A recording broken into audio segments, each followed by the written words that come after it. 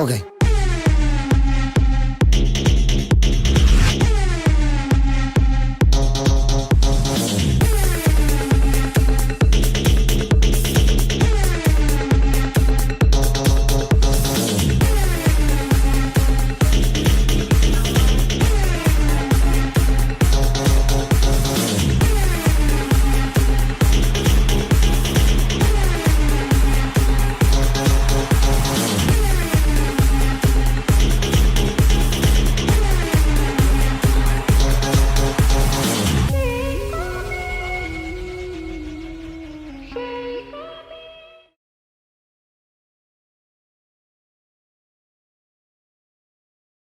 Thank you so much. I wanted to start with the lunch question, but that's taken away already. So, nice to meet everyone. And 2 years later, I'm ganged up with so many people, so many familiar faces. And so has the technology moved from what we saw some 2 to 3 years ago to where we are now. Omni is actually O money for should be O money for most of us. While we come and try and define it for you, and we will also give you certain learnings that we've had in our walks of life, and we will also talk about what are the next couple of things that, as a marketeer, we're gonna do about bringing truly the omni-channel that defines itself as a next extension to multi-channel. With that, I think there's something about definition. I think we'll cover it during questions also, but I think one important piece as against multi-channel or single channel that we know, omni-channel is more user-centric, customer-centric, and one of the key elements that differentiates from multi-channel is the fact that each one of these channels or devices or media, they share intelligence with each other. So if I'm a user and I went onto a website, I liked the banner, I clicked on buy product, and when I put that into the cart, I didn't actually check out. Next day, I get a follow email. Following day, I get an SMS, and all the channels are sharing information about me and helping me become from a visitor to a buyer.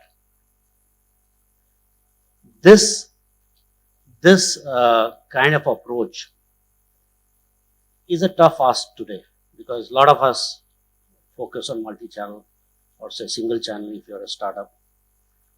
But going forward, omni-channel is something which is looking more viable, and the reason is very simple. And the reason is omni-channel delivers 6 times better ROI than what you get to see in single or multi-channel. So that's the starting point. So if you're thinking that what should be the next goal for you in terms of taking the brand marketing to the next level, probably omni-channel is the one. That's my view. But let's ask the panelists, and I think we've got an expert panel. Vishal and Mayur come from the brand side. They have huge years of experience in the retail as well as brand marketing. And then Medhavi and Akshay come in from the services side, and they are technology owners, so they'll talk about how they bring in technology into the omnichannel. So my first question is to Mayur. Just let me get to mine.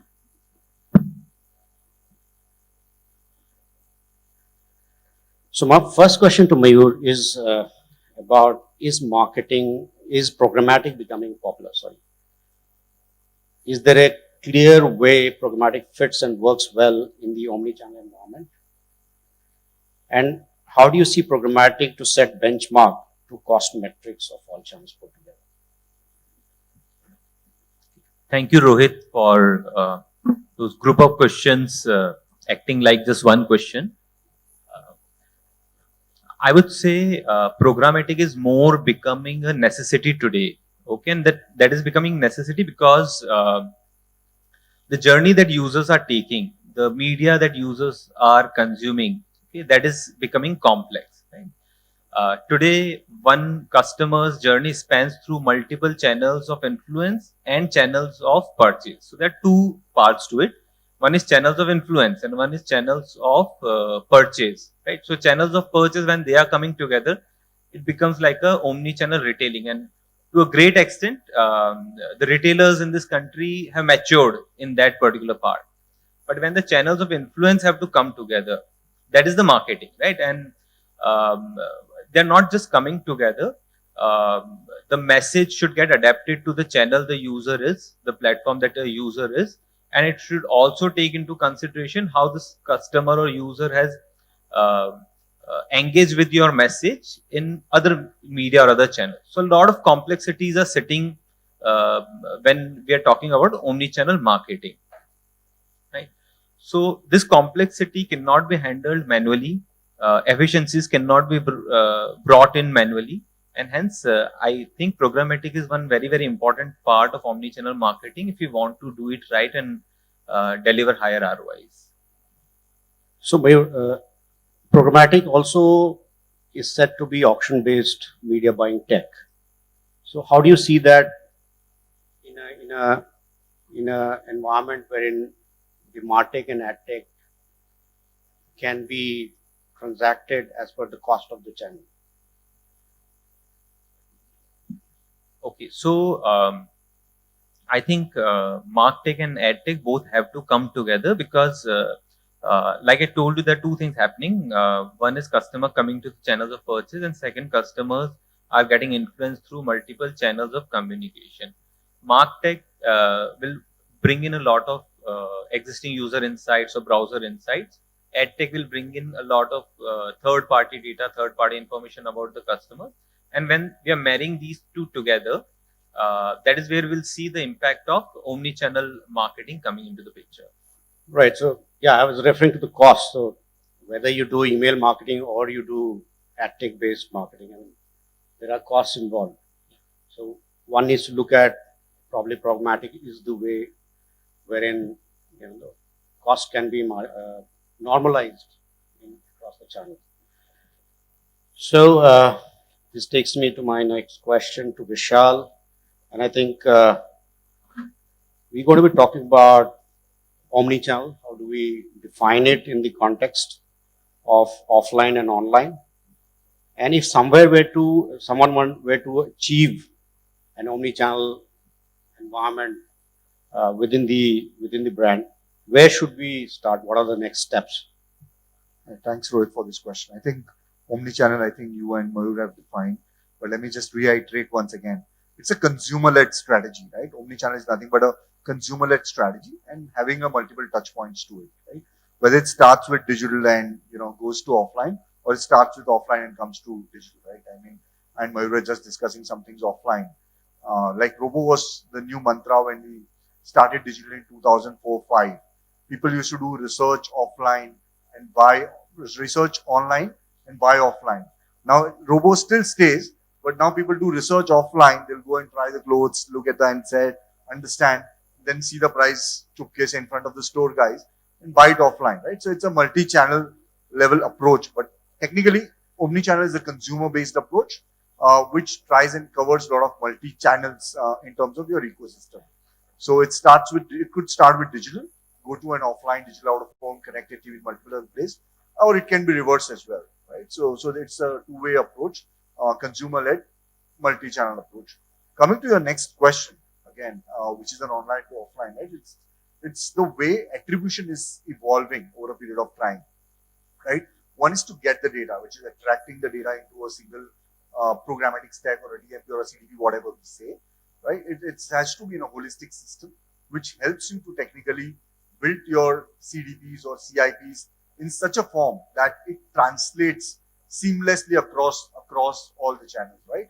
I think that is one of the core where any marketers needs to invest, is to build their own CDPs or CIPs, right? Which navigates with your CRM and then tries to work around on the same platform, right? So there are a lot of online to offline measurement tools which are available today, which is integrated in a lot of DSPs, right? Including, I think, I worked for Yahoo for almost 15 years, so I know they've integrated Near as one of their online to offline measurement. It's capturing all the data at one place and then trying to do the data enrichment through advertiser CDPs or marketer CDPs and CIPs, and then obviously targeting on device IDs or whatever we capture there. How do we start the first step, right? Obviously, at starting the first step is working with, in a sweet spot, which is out of the walled garden, because walled garden won't allow a lot of marketers to pass back the data. It's open internet companies. I'm sure maybe will vouch for this. I think even Akshay will vouch for this, that what happens is with a walled garden never allows you to pass the data. So it stops the marketer from building their own CDPs or CIPs or DMPs. I think that's where marketers need to evolve and take the first step to move into that, which is more of an open internet, and allows, because at the end of the day, it's marketer or partners who are paying for that, right? So they should allow the data to pass back into their own CDP, which can help them to do the data enrichment, and then using the right partner, whether it could be DSPs. I mean, being platform agnostic and just saying any DSP, right, which can give a holistic view, which is connected with multi-channel approaches. In this case, working with Yahoo, we know that it's a digital out-of-home connected TV. There are multiple channels which are put into a single stack, and that can help them once they build their CDP into the holistic view. I mean, if I'm answering your question. Sure. So I think what I hear from you is you saying that first party data of the brands, right, from the CRM to ad tech, should be looked at first as an initial step into That's my point. omnichannel. So coming to Medhavi, sorry, you leading a full funnel ad tech platform. What major limitations do you see in multi-channel approach, and has it stopped working for the marketers? Does this come in the way of real-time personalization? Thank you for the question, Rohit. I think with respect to multi-channel approach, what happens is that a holistic full funnel, everything from execution to management to optimization of campaigns, that becomes really challenging. And that results in non-unified reach. So there could be two key issues here. One could be that you're serving the same user way too many ads. And that ad could have actually either different messaging, which can confuse them, or just a generic messaging. In either cases, it will not lead to personalization. And that is very important. Secondly, I think you could have campaign inefficiencies because of the wasted ad spend on the same user again and again. So I think that's where moving from a multi-channel approach to a full funnel approach is what is most important. We at Criteo are able to do this very successfully because as a unified platform, which is present across ad formats, we are able to provide that reach because of our partnerships with multiple publishers, and because of the fact that we have a very strong AI and also the dynamic creative optimization technology, which helps to personalize ads of the user. So I think that really helps, and that's the way forward in which people need to move and enrich what Vishal said. I think, moving in a direction where there is first party data and audience first solutions. Right. So the worry for most marketeers would be that how would the intelligence travel between the channels? So in the context of funnel creation, how do you see, are there platforms available where this issue of common intelligence between channels is available? Yes, absolutely. So for example, we are also partnered with so many platforms that we are able to make that intelligence travel through the entire funnel, from awareness to consideration to conversion. So anyone who you got in through, let's say, a video, right? What has been their entire journey after that is something that we are able to get back. And that's what people need to build on. Thanks, Madhavi. Uh, question to Akshay. What are the key building blocks of omnichannel platform? And maybe you can tell us more about top three challenges brands should face once they decide that, okay, this is an approach that they would like to pursue. So thank you for this question, Rohit. It's a great question. Now, before I get into the specifics of this question and answering it, I would actually like to state that omni-channel is no more a buzzword, and I think digital video and connected devices have already ushered in the omni-channel era. I'll speak about some statistics from the US market, which is one of the key markets for us, at video.ai. And if you look at the US market, digital video advertising in 2021 was about $40 billion, out of a total market size of $189 billion market, and it's actually growing faster than social media. And even if you look at the social media is also now being dominated by short form video, with the likes of TikTok, etc. And obviously, the growth curve for social media is flattening. Now, why do I say digital video and connected devices? See, the primer for this growth is essentially low cost data availability and connected devices, right? So what's happening today is that if you look at web, if you look at mobile, if you look at CTV, if you look at OTT, if you look at gaming, and lately digital out of home, they are all giving rise to what is known as connected experiences. You can call it omni-channel. I would like to call it connected experiences. And what is happening is that suddenly the window to consumer has sort of unified, right? And coming back to the question now, if you were to ask me what are the building blocks for it, and I think my fellow panelists have done a great job in sort of enumerating some of the things already. But I would still like to say that the key building blocks are availability of unified data, unified cross-channel experiences, and cross-channel mobility. These are very important for an omni-channel experience. And at the same time, if you talk about the challenges, since you mentioned that, okay, what are the top challenges? I would say that top challenges are data paucity, as I think Vishal mentioned. Also, evolution of attribution models. I think that's also a big challenge at this point in time. And I think this dynamic policy or the flux in policy around the usage of data itself is also a huge challenge. And lastly, I think the lack of expertise also in terms of doing omni-channel, especially through programmatic, which is essentially the present and the future for marketing, is also a big challenge. And how to solve for that? I think there's an exponential rise in the in the growth of omni-channel, and as this growth sort of increases, then I think all these challenges are going to be taken care of automatically. Thank you. Absolutely. And just to add to Akshay's point, I think the brands have a view of how the users are, where the users are spending a lot of time. So as per research, and I must say on this platform, is that 25% of user screen time is for Google and Facebook, and rest of the 75% is still on outside. That's point number one. Point number two is that brands have this a notion that programmatic doesn't work. It's a long tail.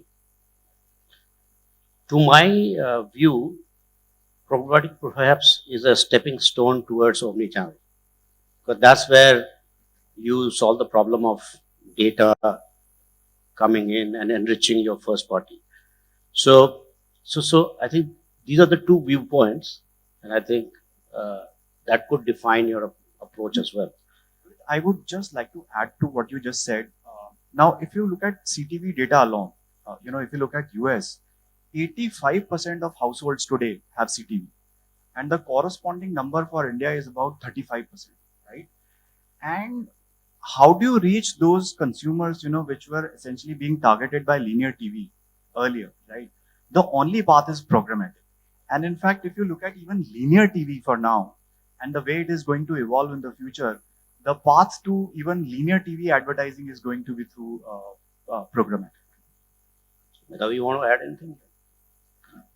Yeah, I think basically more and more Indians are taking a hybrid path to purchase. It's no longer linear with any platform. So it's just important to be there on the open internet where people are spending so much of their time, and it's important to invest in that. All right. So coming back to Mayur. So let's say if a brand sets up an omni-channel platform which is having a view of multiple channels at a single console and is able to define the marketing budgets over different channels depending on what is the life stage on where the prospect is in the journey of purchase. So, Mayur, what would you suggest is the ROI from an investment into this platform in short and long term? Okay, so on ROI, maybe I'll just give you one small example. Okay, uh, uh, what we are doing internally is retention marketing, and retention marketing I feel is a smaller subset of when we are talking about omni-channel connected marketing. Uh, on retention marketing, what is happening? We know the browsers, the customers, and we know the multiple channels through which we are interacting with them, and we also know when they're when they're interacting to us through multiple channels, what have they done? when we're running when we're running campaigns on retention marketing with this kind of funnel, we've seen 50% increase in our conversion rate, right? And this is only the performance marketing campaigns that we have run, not the branding campaigns. Now imagine if we are running this kind of campaigns at a larger scale, where a very, very large spectrum of channels come into the picture, very large set of audiences come into the picture, and there we are able to drive efficiencies. It is going to impact the ROIs positively. I would like to quote a few industry reports which suggest that when we are running the omni-channel marketing campaigns, the retention rates are about 90% higher. The average order values go up by 10 to 12%. Okay, and then the CTRs also improve by 250%. So all these are intermediate metrics which are pointing towards improvement in the final ROI. But how much of the ROIs will get impacted, that will depend on what industry you're operating in, what kind of AOVs you have, and how much money you're willing to invest into what kind of tech platforms, right? So all these things will define, but certainly there's a positive uptick into the ROI that we have seen. Sure. Very well said. Vishal, if we can now discuss about emergence of mad tech. I mean, that's what we keep reading about, and a lot of practitioners are going after it. So, do you see AdTech and MarTech coming together? And I think it's so important for omnichannel to really prosper. And that's a great question, Rohit. I think for the benefit of the larger audience, let me take a step back or take a pause and explain, because I think there are a lot of great questions what people would have. What is the difference between a MarTech and an AdTech, right? So I think for the larger group of people here, MarTech is anything which is built for the marketer, technically an audience ecosystem, right? You build CDP, DMPs, CIPs, all of that, or CRM tools, or social media tools, email marketing tools. Anything which helps the marketer is technically nothing but MarTech. AdTech is anything which helps you in the delivering of your advertisement or distribution of your ads or of your messaging to the larger audience. Is nothing but an ad tech, right? Which forms of a DSP, SSPs, and other ad servers and multiple other platforms, right?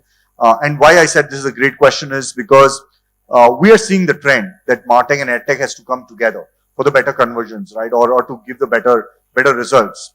Why I say so, there are a lot of companies globally including Adobe. I don't know, one of the good example which I can recollect right now is Adobe, right? They started with a MarTech tool, and eventually they ended up also getting into the AdTech platform, which is the DSP, right? Again, Salesforce trying to do the same. If you see, there are a lot of consultants, right? You name any big consultant, including KPMG and Deloitte, they've started getting into, or they're buying out ad agencies, right? Or setting up their own AdTech, team. So it gives a full funnel approach to the marketers or the partners, right? So to your question, simply the answer is yes. It's happening. It's evolving every single day. The convergence will happen for, end of the day, for the marketers to have better, higher lifetime value for a user, for a consumer, giving them a better UX to the marketeers, and obviously being consistent in their approach. So I think this is happening, and it is evolving very fast. So I think we should see that in next 2 to 3 years, what of that merging into one. Question came to my mind. So most of the companies have MarTech setup, the AdTech setup. Correct. They are working in silos, as Correct. we know, in certain companies may not be the case. So how do you see, I mean, which of these two verticals should be taking the lead of driving this whole omni-channel approach? Again, so there is something known as a technology tax, right? It all depends upon where the tech tax sit. Ad serving cost alag hai, ye serving cost alag hai, attribution ka cost alag hai. So it all depends, right? Like, but according to giving you the straight answer in short of time, I would say MarTech should take the lead because it'll give them the full funnel, right? So if MarTech take the leads, AdTech can be the subset of MarTech. I think AdTech is anyway a subset of MarTech, but MarTech should definitely take the lead to simplify your question. Right. I mean, I have one or two more questions. Maybe I'll take off. Yeah, but we can take offline. Right. So, Mayur, same question to you. I mean, you come in from a brand where you've seen all of it, right? The AdTech and the MarTech. Who do you see taking a lead in going in for this approach? Okay, so I would just like to add to what Vishal said. One image that is coming to my mind, and a lot of us would have seen that meme where, on the corner there is one image. So few people see the image from this side, few people see the image from this side, and they have different point of views on what they are seeing. Unless you see the full image, you are not able to see what really that picture is telling, right? So similar is the story with MarTech and AdTech, and unless we combine both of them, we won't be able to bring in the efficiencies.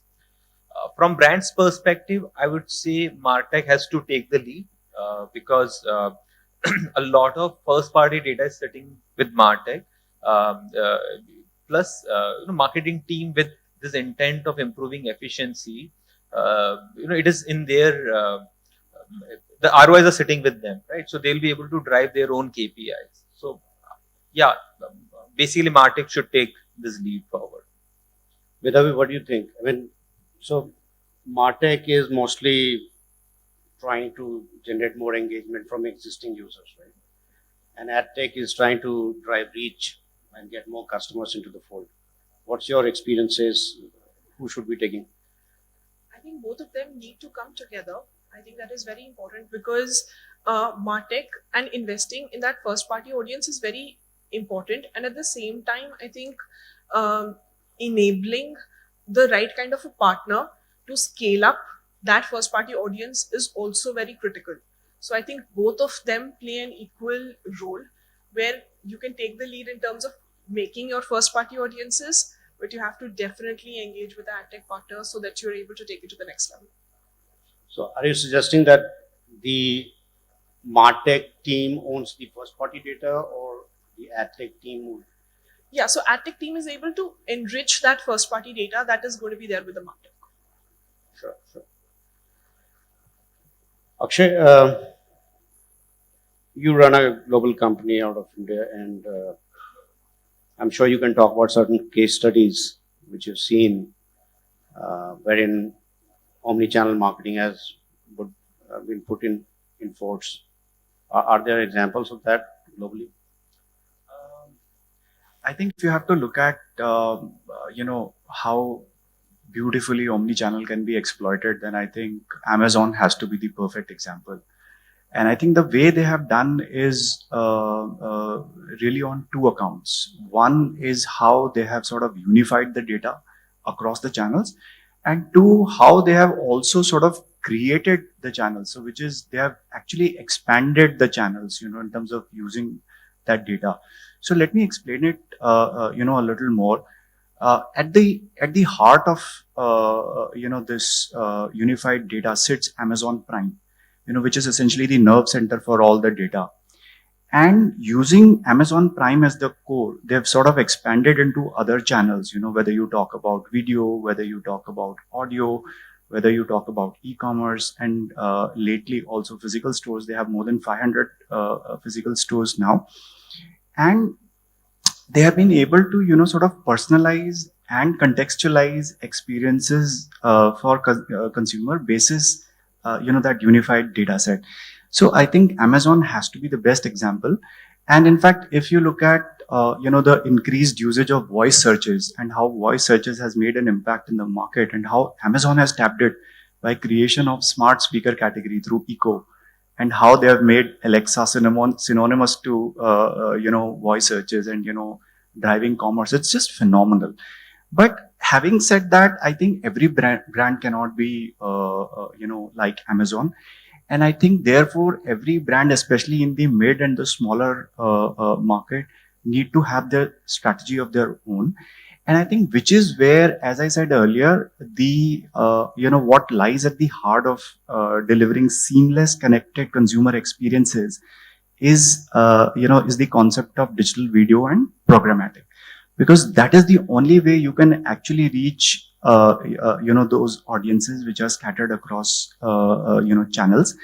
And just to give an example, 86% of display advertising in US and 50% of video advertising in US is done programmatically, right?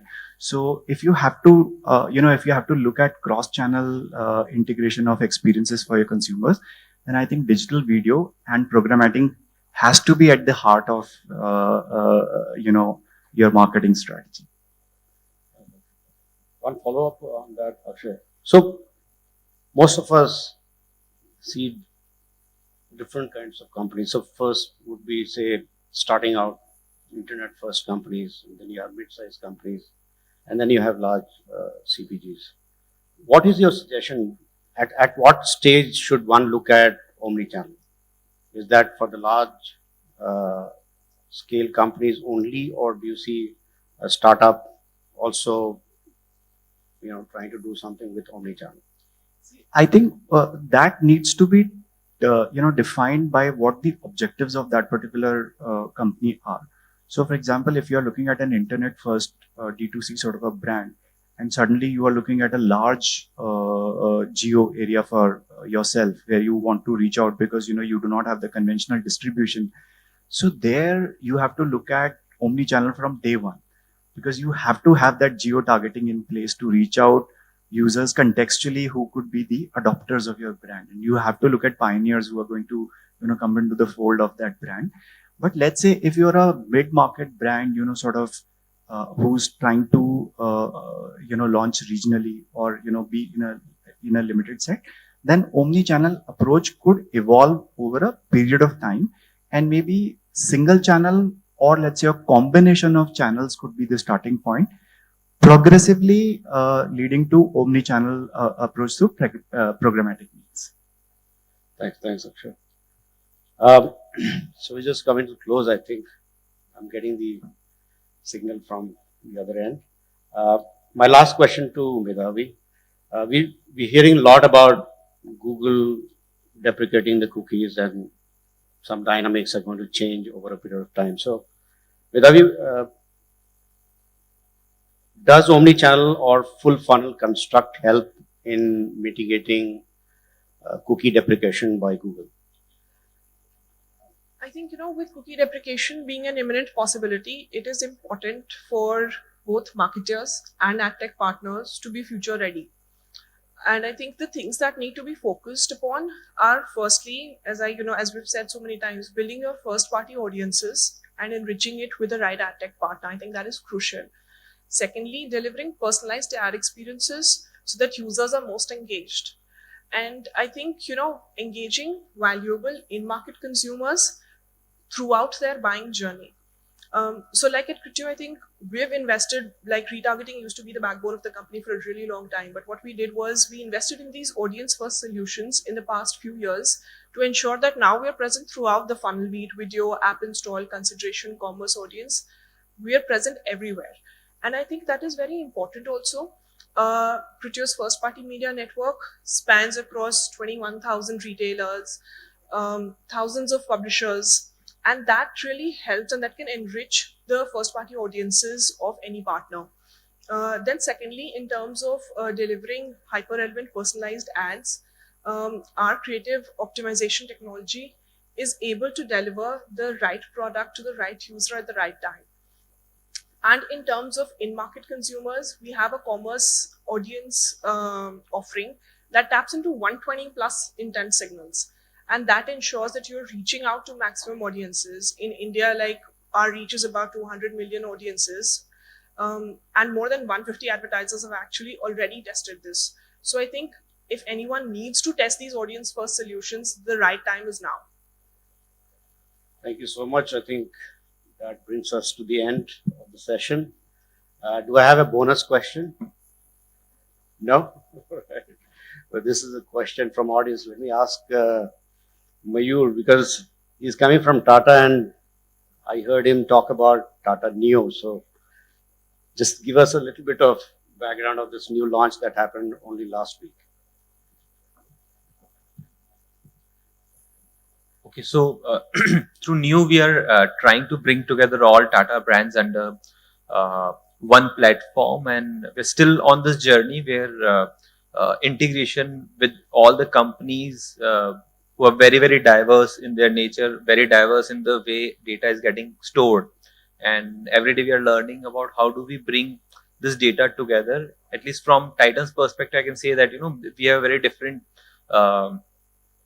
data collection program, and how this will help us in ensuring we capture audiences on Tata Neo also. So over a period of time, I'm hopeful that while all the companies will come together and share the data, the insights will become greater for us. Similar is the kind of we can achieve similar results if a lot of such companies come together and share data at a single location. We are able to utilize that data. The kind of impact we want to create through New, we'll be able to create through EdTech also. Thank you so much. I think that's a stepping stone towards omnichannel for sure. I think Vishal's team is also working on various aspects of this, and we will have two large companies going in for omnichannel very soon. So with that, thanks a lot. And over to you, Shadi. Thank you. Thank you very much, Rohit. And can we have a round of applause to thank all of our speakers? I'd like to thank all our panelists as well. We're going to request you to come.